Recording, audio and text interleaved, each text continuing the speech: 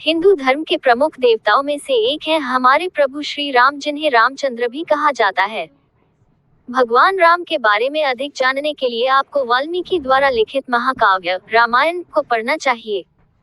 राम भगवान के जीवन से जुड़ी सारी घटनाएं आपको रामायण में जानने को मिल जाएगी।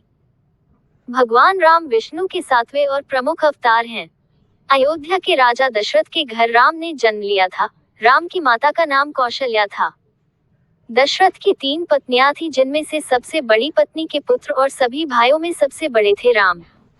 राम की एक बहन भी थी शांता, जो राम और उनके तीनों भाई भरत, लक्ष्मण और शत्रुघ्न सभी से बड़ी थी। श्री राम का जन्म धरती पर अधर्म के नाश और राक्षसों के वध के लिए हुआ था। उनके जीवन में बहुत संघर्ष था। भगवान विष्णु ने एक साधारण इंसान की तरह ही राम के रूप में अवतार लिया था। भगवान राम की शादी सीता से हुई थी। राजा दशरथ की 3 पत्नियों में से एक थी कैकेयी, जो चाहती थी कि उनका पुत्र भरत दशरथ के बाद राजा बने, परंतु राम सबसे बड़े पुत्र थे, जिस कारण यह संभव नहीं था। कैकेयी ने एक बार राजा दशरथ की जान बचाई थी। तब दशरथ ने उनके कहा था कि तुम कभी भी मुझसे 2 वर मांग सकती हो। अपने बेटे को राजा बनाने की चाह में उसने दशरथ से 2 वर मांगे कि वह 14 साल के लिए राम को वनवास भेजे और मेरे बेटे को राजा बनाए। इस वजह से राम को 14 वर्ष वनवास में गुजारने पड़े थे।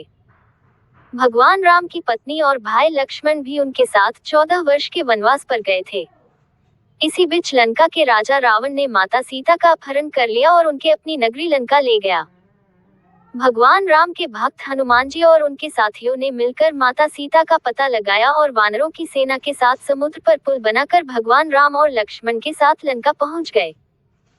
फिर वहां रावण को माता सीता को लौटाने के लिए कहा, परंतु वह नहीं माना और युद्ध आरंभ हो गया, जिसमें रावण का वध प्रभु श्री राम ने किया और लंका से विजयी होकर मां सीता के साथ वे पुनः अपने राज्य अयोध्या लौट आए। भगवान राम के पूर्वजों और वंशजों को सूर्यवंशी क्षत्रिय कहा जाता है, अर्थात वे भी सूर्यवंशी क्षत्रिय जाति के थे। उनका वंश इक्ष्वाकु वंश कहलाता है। भगवान श्री राम कभी जाति में ऊंच नीच को नहीं मानते थे।